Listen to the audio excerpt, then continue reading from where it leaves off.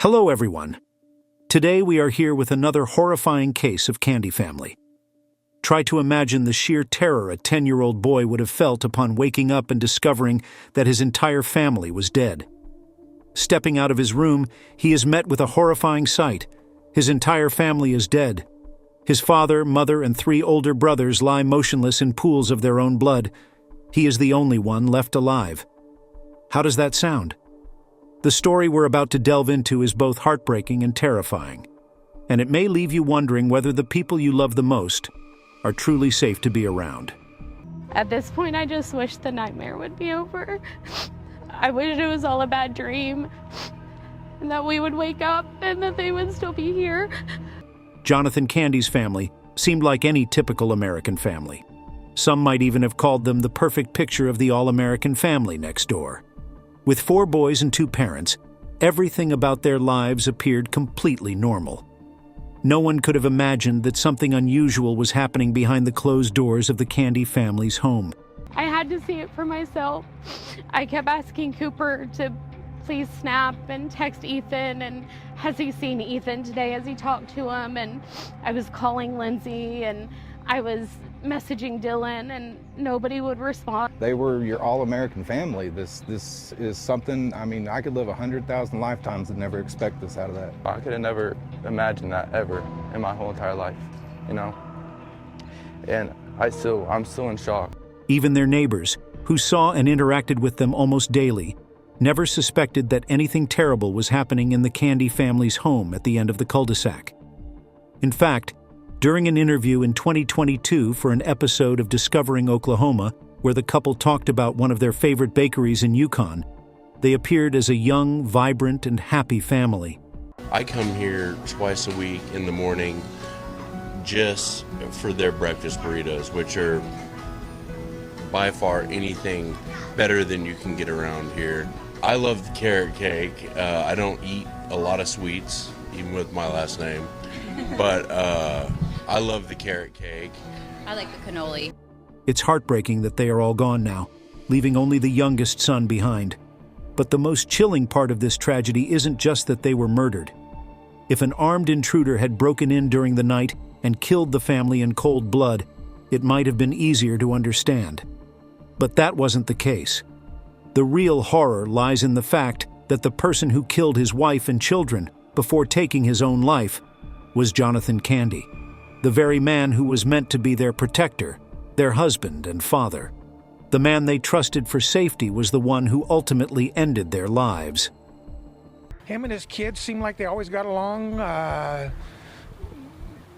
He just was just a family man. I mean, I never expected this. We were just in total shock. Yeah. The kids were real friendly. Everybody here loved the kids. Swam here at his house regularly. They played with my dog. Like we have families down here that they work, and he'd come over and mow their lawns and take care of the family. Anything he needed, he'd be there for. Jonathan Candy was a 42-year-old man from Yukon, Oklahoma, working part-time at the Paycom Center, one of the city's major arenas, hosting concerts, sports events, and more. During the recent NBA season, Jonathan had been helping with Oklahoma City Thunder's home games, and the community was buzzing with excitement, hoping to see the trophy come home. Despite his part-time role, Jonathan's jokes and laughter always brightened the arena's atmosphere.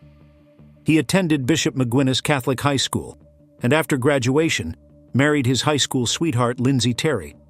Lindsay, originally from Prague, Oklahoma, had grown up singing in the choir, known for her infectious laughter and joyful spirit. Jonathan, with his goofy humor and charm, had won her heart, and together they built what appeared to be a happy life.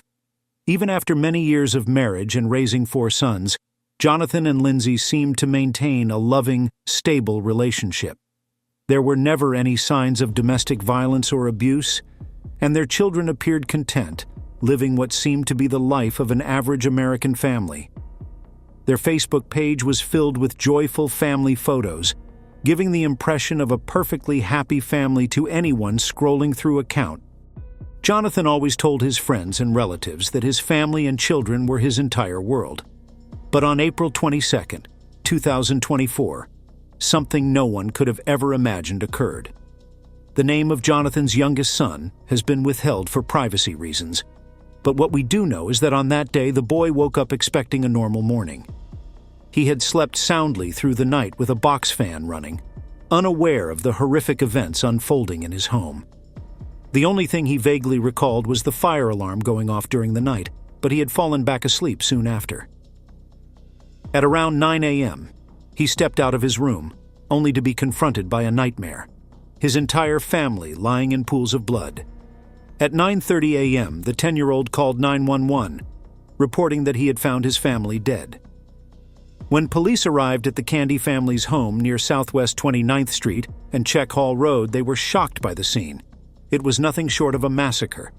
Their investigation revealed that 39-year-old Lindsay Candy had been shot and killed, along with her sons, 18-year-old Dylan Candy, 14-year-old Ethan Candy, and 12-year-old Lucas Candy.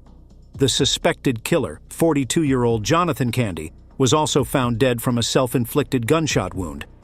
Authorities quickly concluded that this was a case of murder-suicide. However, the question that haunted everyone was, why did this happen? The sole survivor of this tragedy was the 10-year-old boy who made the 911 call. Neighbors along Czech Hall Road were alarmed as police and ambulances swarmed the house, puzzled as to what might have occurred. After an investigation, it was revealed that Jonathan had allegedly hunted down and killed his wife and children, one by one, except for the youngest son. Officials reported that 2 of the victims were found upstairs and the other 2 downstairs. There were no signs of a struggle, adding to the confusion. In cases like this, it's rare for the perpetrator to spare one person. Typically, in murder-suicide scenarios, all family members present become victims. Why did Jonathan spare the youngest son?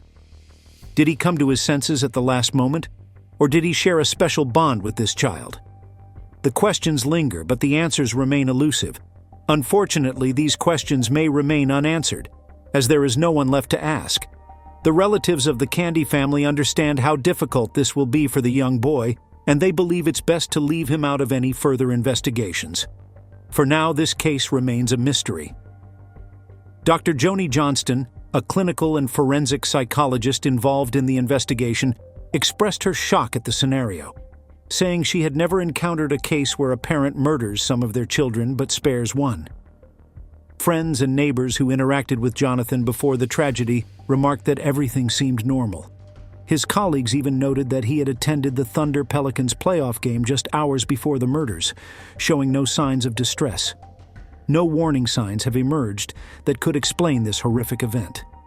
There were no reports of domestic violence, which is often a key factor in murder-suicide cases. To this day, no one can accurately speculate on Jonathan's motive. What is known is that there may have been an argument between Jonathan and Lindsay on the night of the murders, but no one knows what it was about or why Jonathan decided to resolve the conflict by killing his wife and 3 of his children. It's hard to comprehend how a man who seemed like a loving and supportive father could commit such an act. What could drive a father to put a bullet through the people he claimed to love most in the world? One possibility, though speculative, is that Jonathan may have killed his wife in the heat of an argument. In a moment of rage, he might have shot her without premeditation. Afterward, faced with the horror of his actions, he could have felt that he couldn't leave his children to face the aftermath, that their father was a murderer and their mother was dead. This may have led him to take their lives and ultimately his own. Ongoing investigations are exploring whether financial difficulties may have played a role. Financial crises can sometimes lead to depression, particularly for men who feel the weight of providing for their families. Such pressure could lead to distorted thinking and extreme actions. There seems to be no hope and no help in this tragic case. Investigators are also considering whether Jonathan might have been struggling with a mental health issue that he hid from everyone.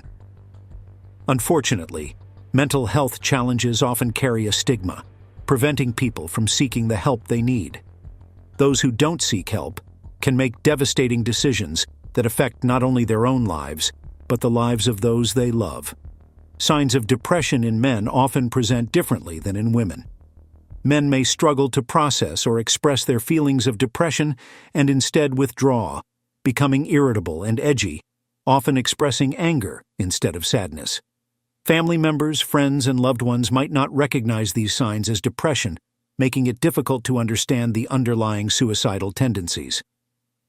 It's a tragedy when mental health issues go untreated because at a certain stage of depression, people can lose all hope and believe the only solution is to take their own lives, and in some cases, others' lives as well. The true motive behind the murders remains unknown, leaving the case a heartbreaking mystery.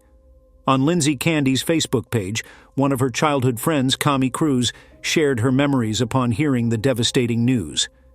She recalled that she and Lindsay were both cheerleaders at their church growing up and sang side by side in the choir. They had been inseparable in school until they graduated together in 2002.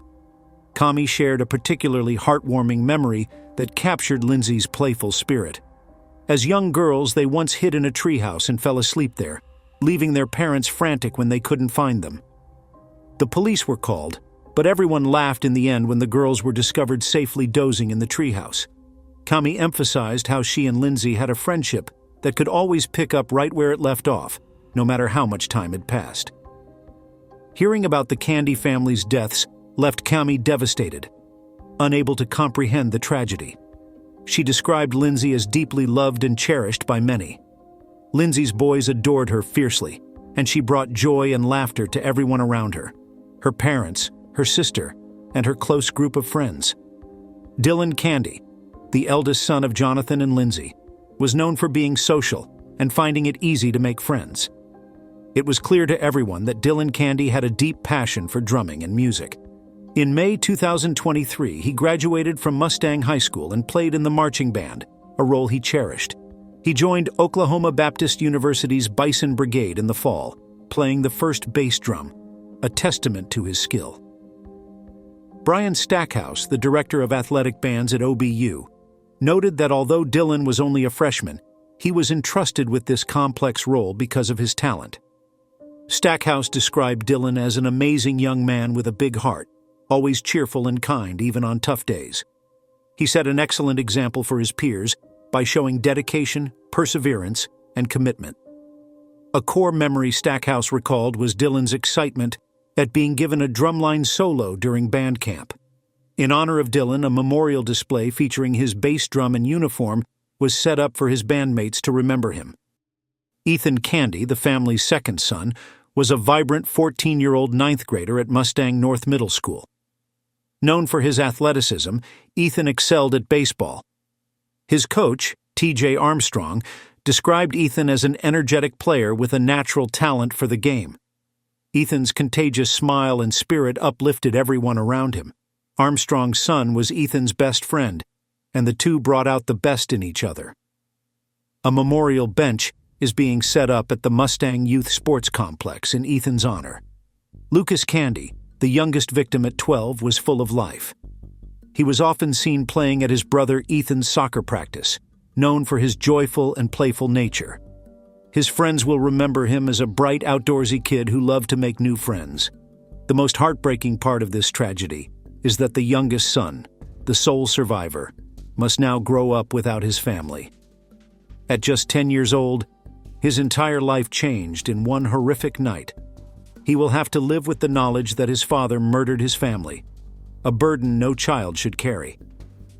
The community has rallied around him, offering emotional and financial support through a GoFundMe campaign. Extended family members have taken him in, and social workers are ensuring he receives the psychological care he needs to cope with this difficult reality. The shocking nature of this tragedy has left the Candy family's friends and neighbors reeling. Jonathan's family released a statement expressing their devastation and confusion, filled with unanswered questions. Michael Burham, a 68-year-old neighbor, said he still can't believe his neighbors are gone, while another neighbor, Brian Graham, fondly remembered how helpful and handy Jonathan was. Ethan's coach, T.J. Armstrong, chose to remember Jonathan as the great guy he knew, always thankful and warm. Rhonda Armstrong, who had known the family for over 3 years, recalled how visiting the Candace always brought smiles and laughter, describing Lindsay as the loudest cheerleader at Ethan's baseball games. For everyone who knew them, the Candice were a kind, loving family, making this tragedy even harder to comprehend. Investigators are still searching for clues about what may have led Jonathan to commit such a drastic act. They're examining his interactions with family and friends to identify any signs of mental distress, though none had been previously noted, making the investigation especially challenging. Authorities are using this tragic incident to raise awareness about the importance of seeking help for mental health issues. They stress the need to break the stigma associated with getting support, as the case of Jonathan Candy illustrates how even those who seem happy and fine on the outside could be struggling with deep inner trauma. It's a reminder that everyone is going through something, and we need to show compassion to those around us. Taking time to connect with family and friends, ensuring there is no buildup of negative emotions is crucial. Authorities are also offering support to anyone struggling to process the news of the Candy family's tragedy, providing access to counseling services and support groups. This feels like a nightmare everyone wishes they could wake up from. The Candy family were loved by many, and they will remain dear to the hearts of all who knew them. As family and friends grieve the loss of Jonathan, Lindsay, Dylan, Ethan, and Lucas Candy, the priority now is to ensure the sole survivor receives all the love and support possible during this difficult time. That brings us to the end of today's episode. Stay tuned for more stories about the most twisted cases ever. Don't forget to hit the subscribe button and like this video if you haven't already. Thanks for watching, and see you in the next video.